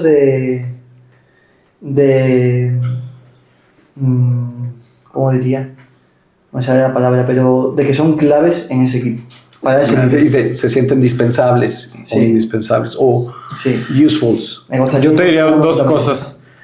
Para mí sería qué tanto tienen que perseguir a su gente, porque eso es medible. Oye, ¿cuántas veces al día tienes que darle seguimiento a alguien para que entregue algo en vez de que ya sepa lo que tiene que hacer? Okay. Y lo segundo sería, ¿cómo lo podré decir? Si hicieras una encuesta a ciegas, que te den la misma respuesta en la visión del proyecto, de la empresa, o sea, no, dependiendo en la organización. Para ti un O sea, buen líder es si consigue que esté alineado su mensaje con su... y que si, forma de hacer. que si se los preguntan, te digan lo mismo. O sea, si yo agarrara, voy a decir un ejemplo porque ahorita está vigente. Si yo le pregunto a los 20 jugadores que hay en el Barcelona, ¿cuál es tu objetivo esta temporada? A ganar el triplete, y los 20 me dicen lo mismo, bueno, tienen un buen líder. Pero si uno me dice, pues no sé, yo poco juego, y el otro me dice, no, pues con ganar un trofeo, y otro me dice, pues con competir, y otro me dice, no, yo quiero jugar bonito, pues entonces hay un mal liderazgo. ¿Seguro? Yo eso pensaría. Yo te digo, mira, cabronazo, esto es lo que tienes que hacer. Tienes que poner un punto en el papel cada 5 segundos. Y yo me voy ahí y tú vas a repetir perfectamente el mensaje. Y yo el mensaje o esa orden te la he dado con mala educación, me da exactamente igual, te dije que te iba a revisar esto y te dije, nada, ya lo hago mañana. Soy un buen Pero líder para me ti. estás hablando de una actividad, no de un objeto. O sea, para mí de entrada, un líder no es el que da una instrucción, sino el que te está... O sea, ¿qué estamos haciendo? Pero tú estás diciendo, tengo tal mensaje, si ellos son capaces de replicarlo exactamente igual, yo soy un buen líder. De replicar, sí, que si les pregunto y me lo dicen con convencimiento, de esto es lo que estamos haciendo, hacia allá vamos, Con convencimiento. con Pero convencimiento. el convencimiento es ambiguo, pero tienen buen punto los dos. O sea, a mí me parece... Yo eso pensaría. Sí, O sea, me parece que el convencimiento es ambiguo. O sea, porque yo, pues, sí, estoy convencidísimo. Tenemos que ganar el triplete. Y tú esto, palomita, está convencido. O sea, ahí no lo puedes medir, ¿no? Sí puedes medir que los 20 repitan lo mismo, pero también tiene un buen punto Javi, Sí. en el sentido de que yo te digo todas las mañanas, ¿qué vamos a hacer, muchachos? Ganar el triplete. Muy bien. Ahora se me van hijos de su madre y le van a pegar porque si no estás fuera. Y tú no me importa que tu hijo estés enfermo. Y tú no me importa que esto. Y ese no es un buen líder. O sea, sí tiene un buen punto. bueno, No. y ahora ya, ¿cuál es la respuesta? Pero qué interesante estas charlas, verlas con estas discrepancias me parece interesantísimo. Bueno, a mí, no quiero decir que sea la verdad, pero a mí lo que me enseñó me dijo, mira, el indicador más maravilloso que tiene un líder es la estela de líderes que deja a su paso. Puede ser una buena. Es una buena. Porque tiene un sentido, tiene un propósito y en verdad, ¿qué estamos haciendo aquí? Pues estamos haciendo una divulgación de conocimiento. Si nosotros transformamos a alguien con esta charla, eso genera una estela de un mejor conocimiento, de una mejor reflexión y de algo mejor que va a generar mejor sociedad. Eso a nosotros nos deja como, digamos, con una estela de un buen performance. Entonces él dice, un líder está ahí para generar más líderes, no para generar buenos trabajadores.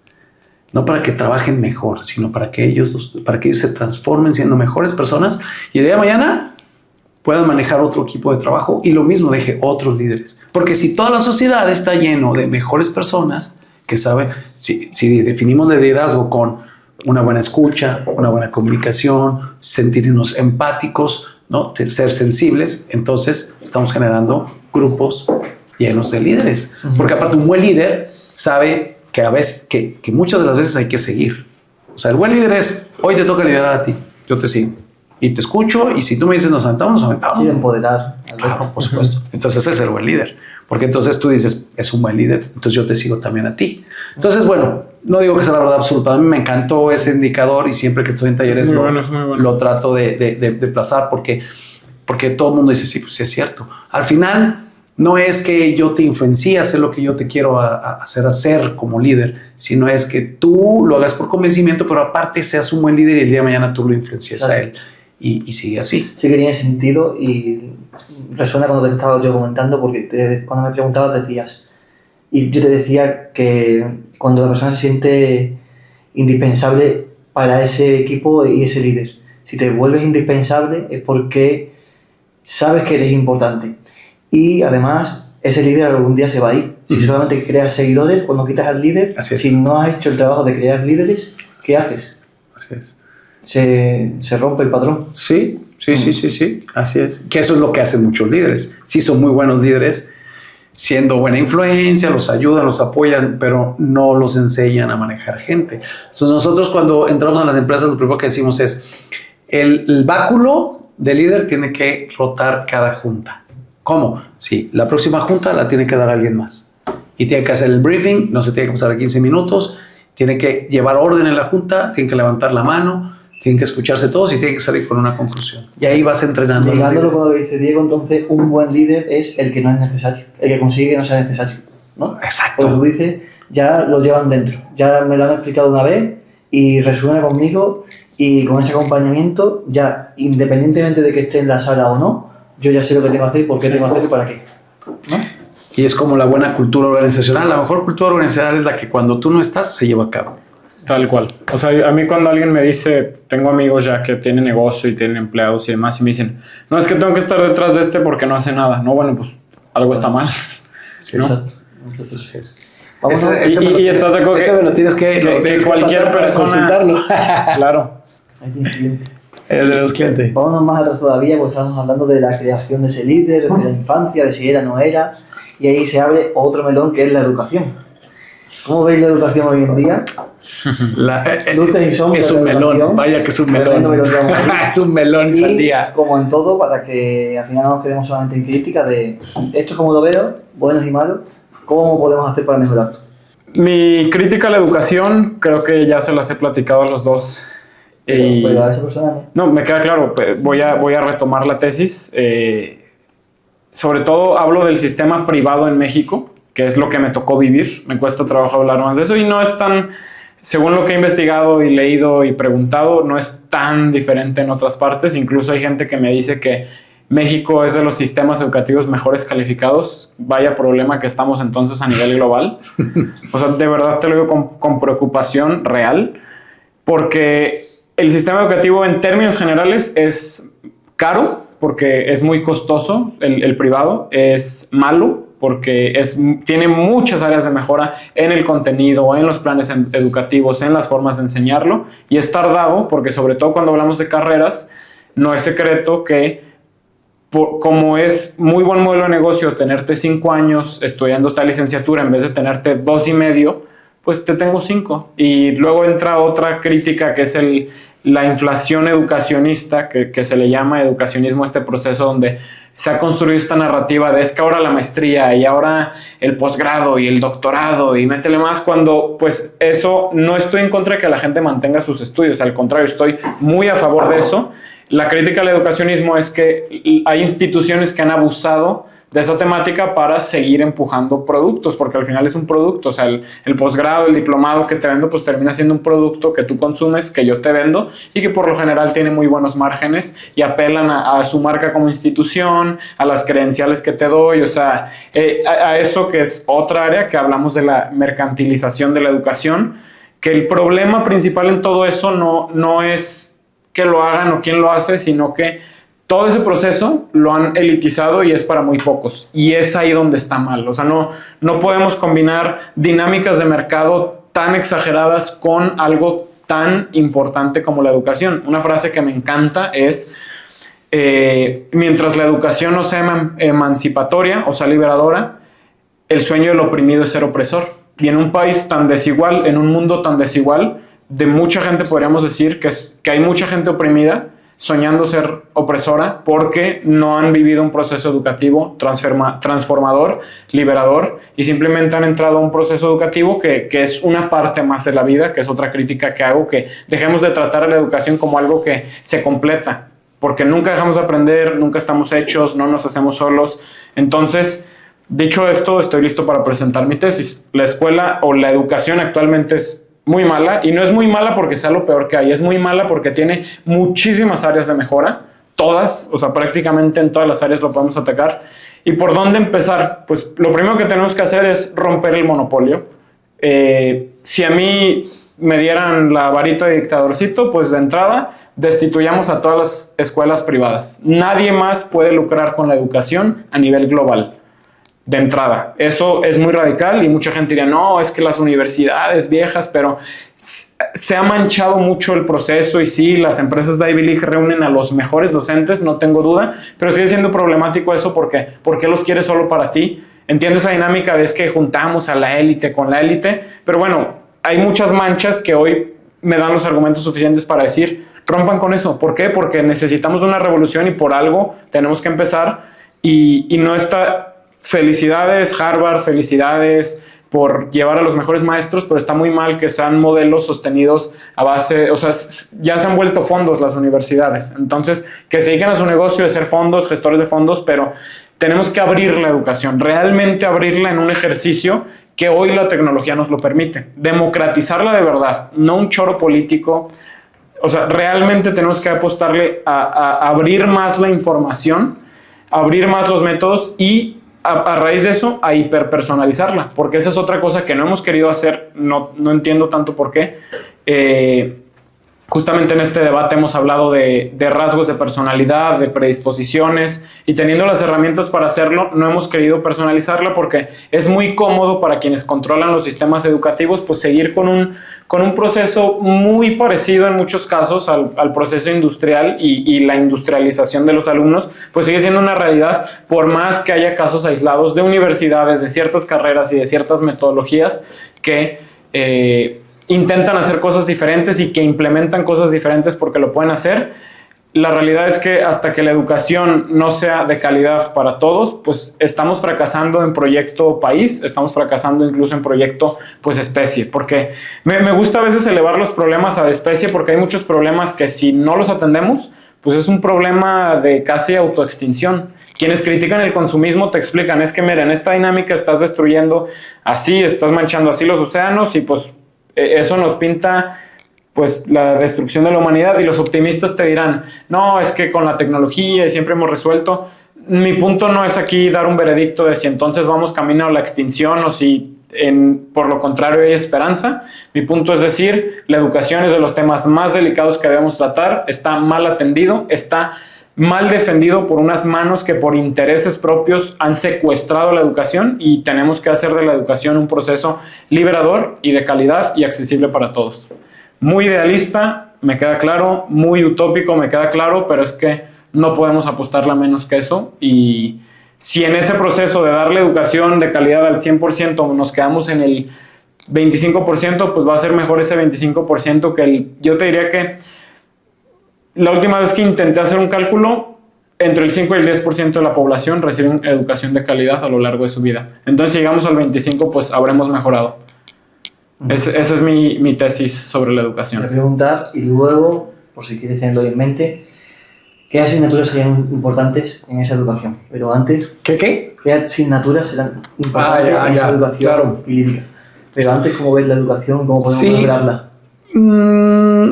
Yo creo que los sistemas educativos han ido evolucionando con respecto a las épocas y las necesidades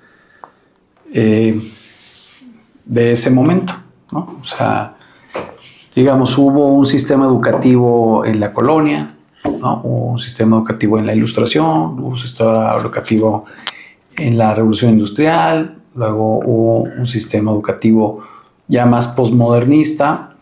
Y hoy yo creo que efectivamente, más allá de que esté corrupto o más allá de que sea inservible, me parece que le hace falta rediseñarlo, ¿no? O sea, me parece que hay nuevas necesidades en todos los sentidos, hay nuevas necesidades y no hemos hecho el catch up. O sea, ayer lo platicábamos, o antier, en esta curva de globalización, la curva de globalización y digitalización y tecnología van extremadamente rápido. Y el catch-up que estamos haciendo nosotros, incluso hasta para entenderlos, ya no para educarlos, para entenderlos, pues va muy lento, muy lento. Y cuando medio alcanzamos a hacer un punto de convergencia en la curva y entendimos algo, en 15 minutos ya salió algo nuevo. Y ya salieron otras formas y otros problemas y otras enfermedades y otro rollo geográfico. Entonces, a mí me parece que el primer elemento que tenemos es que va muy rápido todo en este momento y no estamos ni siquiera entendiendo el cómo hacemos el alcance en el mundo, como para darle un sistema socialista, ¿no? Si vemos a Cuba, Cuba tiene 0 escuelas privadas, todas las escuelas son del Estado y es una excelente educación. Los mejores de los mejores médicos, doctores del mundo son cubanos. Y aún así es un pueblo hundido en la pobreza. ¿Sí? O sea, tú estás diciendo Rusia, que lo que comenta Diego no sería suficiente, el abrir la educación. Pero ni siquiera yo. Ahí está el modelo. Sí, sí. Pues ahí está el modelo de la Unión Soviética también. Y generaron todos extraordinarios científicos, extraordinarios economos. O sea, tú platicas con un ruso de mi generación, X, que vivió la Unión Soviética con una educación increíble. Son leídos, son grandes pensadores y al final tronó el sistema y tuvieron que hacer drug dealers, mafiosos. Los científicos se vinieron para acá. Sí, pero bueno, es diferente hablar de un proyecto educativo que de un proyecto país. Pero o sea, tú dijiste, y decir... pero para terminar mi punto, tú dijiste que no hubiera o sea, tú dices, yo soy un dictador y voy a quitar las universidades públicas, las universidades privadas, ¿no? Eso significa, por ende, que todas van a ser públicas, ¿verdad? Y aparte tú dices, y en mi tesis es que todos tengan la misma educación de calidad. Alcance a la misma educación. Okay. Que realmente sea alcanzable para todos. Bueno, pues ese es un producto. Especializado, ¿no? Hiperpersonalizado. Sí. Hiperpersonalizado. Ajá. Eso se intentó en el sistema socialista, ¿no? Que todos tuvieron, de hecho, pues ese es ¿cuál es la premisa del sistema comunista y socialista? Pues, el ismo define quién se queda el valor agregado de la producción y ya eso es un análisis de metamodos de producción, no de educación. Pero no, porque empieza por la educación. Comienza por la educación y de hecho Marx... Pero es que lo que quiero diferenciar es que porque una propuesta en un rubro específico, que es la educación, haya fallado a su vez el proyecto país, no significa que fue culpa del modelo educativo. O sea, no es decir, entonces como, pues Cuba lo intentó y pues miren, a Cuba no le va bien. Pues es que hay que diferenciar, el proyecto económico y el proyecto país. Sí, porque entonces si a las pruebas nos vamos, pues el proyecto económico y país de México está fracasado. Sí, pero vivimos en un país en guerra. Tiene las mejores universidades. Vivimos en un país en guerra, vivimos en un país inseguro. No los países escandinavos, que tienen muy buena educación. O sea, primero vamos a las pruebas. Por eso, y las pruebas son las pruebas lo que tú dices en tu tesis modelo, no funcionó. No, en las pruebas nos podemos ir. ¿Cuántas escuelas privadas hay en los países escandinavos? ¿Cuántas escuelas qué? ¿Cuántas escuelas privadas hay en los países escandinavos? Nada, muy pocas. ¿Y también dirías que fracasaron, al igual que Cuba? Entonces, cuando hablas de pruebas, pues abre un contraste real, porque para la gente tan con tanta mancha ideológica... Nada más que sí hay. Sí, y son las pocas, pero en los países escandinavos ya lograron construir un sistema donde hay educación de calidad accesible para la gran mayoría de la población. Sí, y en esos países también hay pobreza. Por el número de personas que hay. Sí, claro. Claro. Es que son muchos elementos. No nada más puedes decir... O sea, tú rescatarías antes el elitismo americano que decir, vamos a intentar un proyecto tipo escandinavo donde abramos lo más posible. Ya viste otra pregunta. Esa te la contesto cuando me dejes completar la estructura de lo que yo estoy tratando de decir, a lo que tú dijiste, ¿no? Sí. O sea, a mí me parece que no hay... Tu radicalismo en el sistema educativo, a mí me parece que no tiene fundamentos. Y te lo estoy demostrando con 2 pruebas que sucedieron muy interesantes que quisieron dar la misma educación. Es que estás correlacionando bueno, cosas. pues déjame terminar de construir para que podamos a lo mejor ponerlo sobre la mesa, ¿no? Digo, yo te escuché, yo creo que estoy en desacuerdo y te voy a dar mis justificaciones. Y mi desacuerdo es que hay diferentes épocas para diferentes sistemas educacionales. Tú estás llegando ahorita con 23 años y dices, esto es un asco, pero ¿qué crees? Llevamos 300 años tratando de educar a la humanidad, ¿no? Entonces, pues te estás yendo solamente a un punto de la gráfica. Y es muy fácil decir en este momento, este es un asco elitista en donde los mejores profesores están en las mejores universidades y tienes que pagar para ir por ellos y no tienes acceso a eso. Es correcto. Eso es el capitalismo puro. Exacto. ¿Y por eso está bien? Exacto. No estamos diciendo que esté bien o mal. Okay. Estamos diciendo que en dónde está el desarrollo que la misma sociedad ha generado, porque hemos querido desarrollarnos muchísimo. Y todos aquí disfrutamos de un teléfono, de una cámara, de una computadora en base al desarrollo que se ha generado. Y si lo hubiéramos desarrollado en base a un sistema en donde todos, digamos, no hay como lo acabas de decir, no hay este incentivo o voluntad de estudiar más, porque ahorita viene el segundo punto que quiero tocar. Esta parte que donde dices tú, hay productos en donde, el posgrado y el doctorado.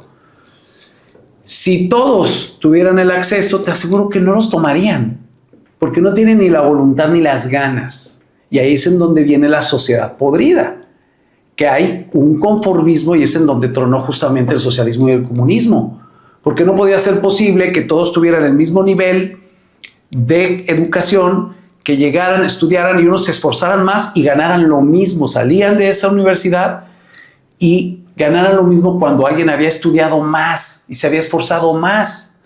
Entonces ahí entra un poquito el por qué, si yo me estoy esforzando más que tú, estoy estudiando más que tú y a lo mejor trabajé para poder pagar un maestro o una educación más que tú, ¿por qué tendría yo que ganar lo mismo que tú y vivir de la misma manera que tú?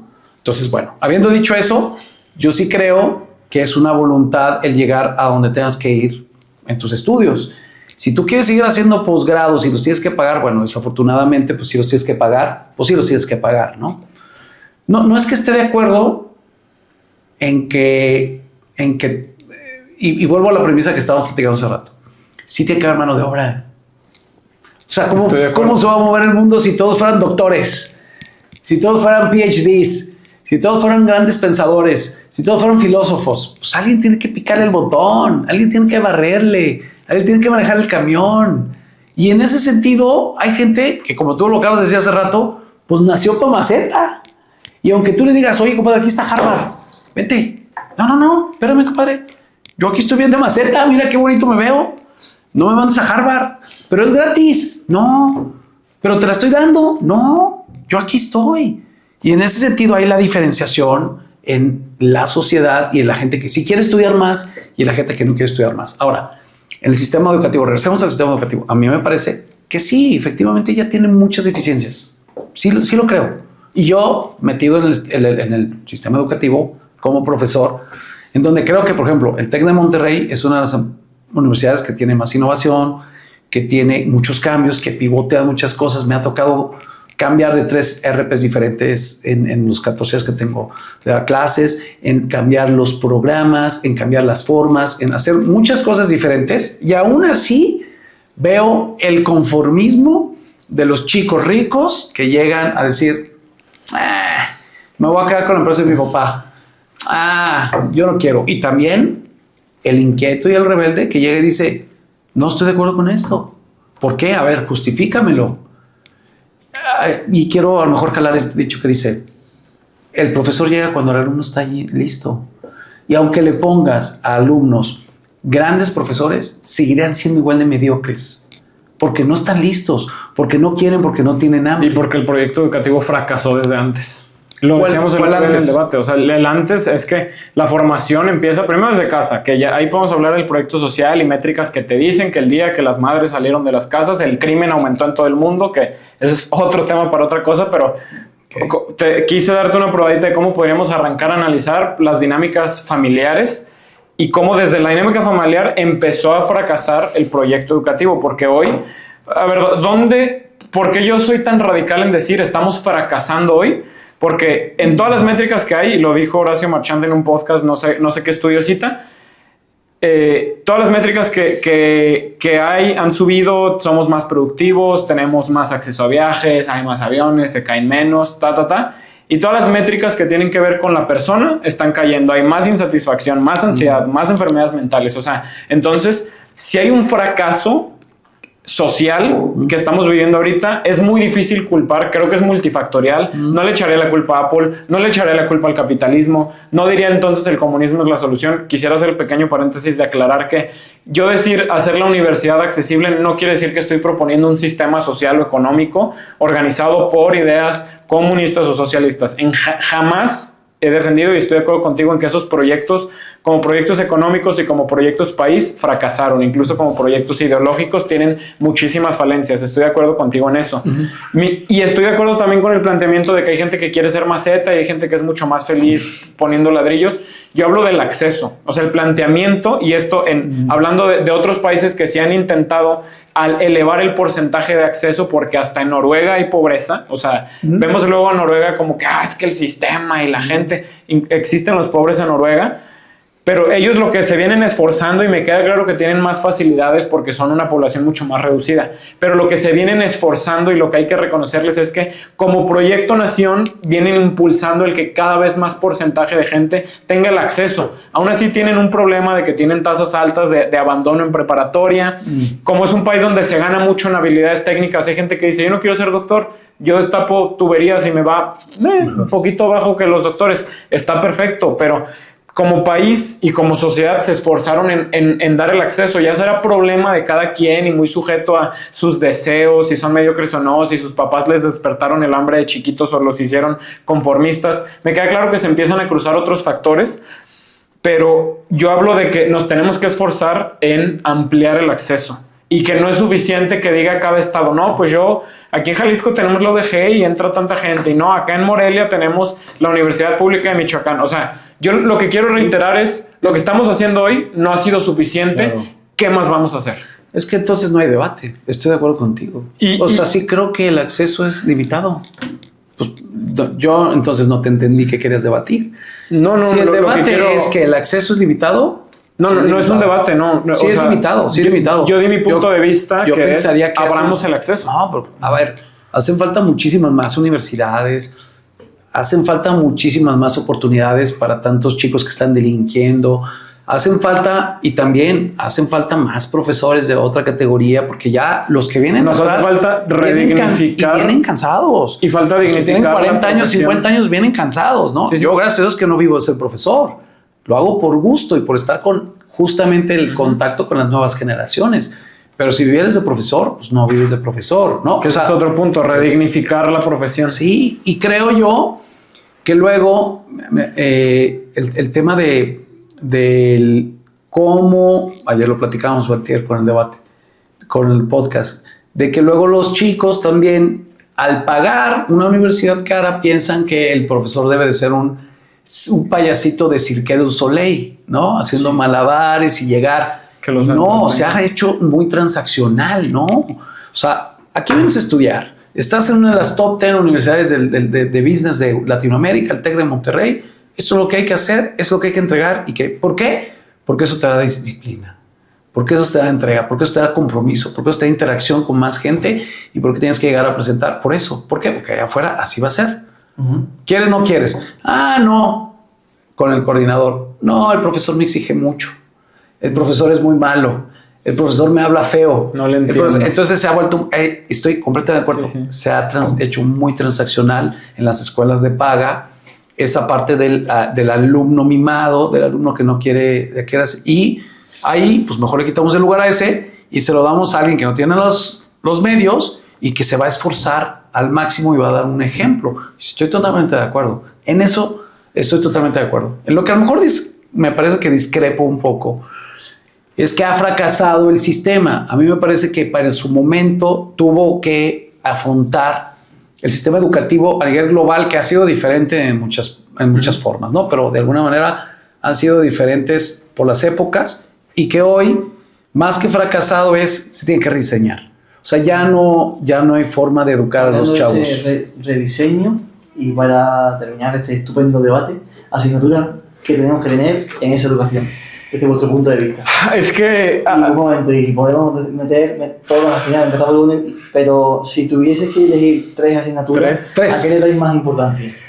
Ok, a ver, yo antes quisiera aclarar, pues asignaturas, yo voy a dar asignaturas acorde a lo que sería mi propuesta de proyecto de especie, no solo proyecto educativo, que es enseñarle diseñar buenos seres humanos, que florezcan, que se conozcan y que los libere, que los ayude a pensar. Entonces, definitivamente una que pondría sería pensamiento crítico, o sea, enseñarle a la gente todo lo que involucra, porque tú dices pensamiento crítico y piensas en una cosa, pero el pensamiento crítico implica capacidad de concentración, capacidad de análisis, capacidad de síntesis, capacidad de discernimiento. En un mundo tan intoxicado de información, o sea, de entrada, pensamiento crítico, enseñarle a la gente a pensar, porque yo pues estoy seguro que en muy pocas escuelas y muy pocas asignaturas, y diría que son más bien casos aislados de profesores que le enseñan a sus alumnos a pensar y a darse cuenta que no están pensando bien. Y bueno, ese entrenamiento del pensar, pues creo que es una tarea para toda la vida, ¿no? Entonces, pensamiento crítico es una. Definitivamente, alguna asignatura relacionada con habilidades sociales. Lamentablemente la tecnología, que aunque no la culpo de todos nuestros males sociales actuales, sí nos ha entorpecido un poco, por lo menos a mi generación, en cuanto a cómo relacionarnos, cómo lidiar con la frustración, con ciertas emociones. Hay un discurso de que el niño no se frustre, que el niño no llore, que si pierde dale una medalla, que no es el mundo. Y sí, o sea, vemos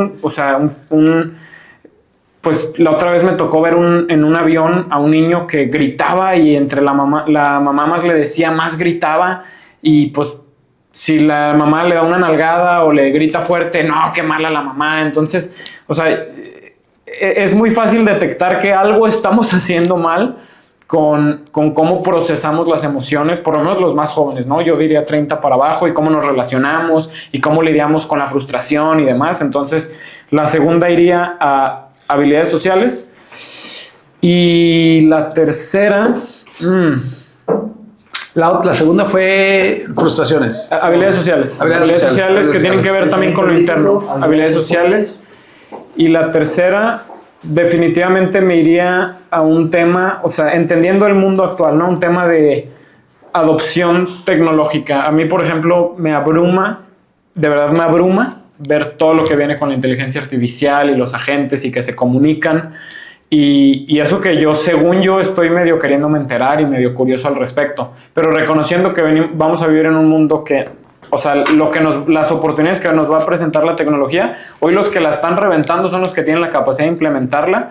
Y dices, o sea, yo veo gente haciendo, ahorita lo voy a medir esto en términos de dinero, pero con mucha atracción de atención y de clientes, porque te saben conectar el Make con 5 herramientas de inteligencia artificial y te saben resolver 5 procesos que eliminan a 3 asistentes así de una empresa, ¿no? Cada vez más evidente que no es lo que sabes, sino lo que haces. Que yo le llamaría algo así como implementación. O sea, imagínate que yo la otra vez me preguntaba, alguien en secundaria que todavía está a varios años de la universidad, ¿cómo le empiezas a introducir pues ya vienen la inteligencia artificial y los agentes y se intercomunican? Y eso, ¿cómo va a repercutir en tu vida productiva? ¿O cómo te va a complementar y no suplantar en un potencial mercado laboral? Entonces, yo lo digo porque aunque dicen, no, es que ustedes nacieron con eso y ustedes le entienden y en friega lo agarran. La verdad es que yo no sé usar inteligencia artificial. Otra cosa es que a veces uso Cloud y ChatGPT, pero yo estoy seguro que no uso ni el 2% del potencial que tiene la inteligencia artificial. Y inteligencia artificial es la plática de hoy, ¿no? Pero en el futuro no sé qué va a ser. Tú hace rato escuché que hablaste de los androides, o sea, las cosas así. Seguimos... yo creo que seguimos siendo muy neófitos en tecnología. O sea, es más, tú pregúntale al grueso de la población qué es el Internet de las cosas, que si alguien lo sabe ejemplificar bien es muy fácil de entender y es muy fácil de vivir, pero pues esas cosas que hoy cruzan tanto con lo que hacemos, con la vida productiva, con la vida laboral, con cómo nos relacionamos, Sí, porque la mayoría de la sociedad- deberíamos entenderlo. Entonces para mí sería una asignatura así que siempre sea adopción de tecnología o implementación de tecnología. Esos serían mis 3. Porque la mayoría de la sociedad iba a decir que lo usa, no lo aprovecha. Por eso no tienes por qué entender cómo funciona el Wi-Fi. Lo usas y punto. Y creo que con la tecnología, con la inteligencia artificial va a pasar igual. Pero no es mi tema. Sí, no, bueno, a ver, me parece que las 3 estoy de acuerdo con ellas. Sumaría habilidades muy básicas que los falla. Comunicación.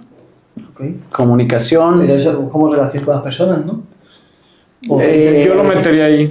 Sí, pero bueno, pues entonces, digamos, creo que es tan importante la comunicación que yo la separaría como asignatura. Sí. Vale.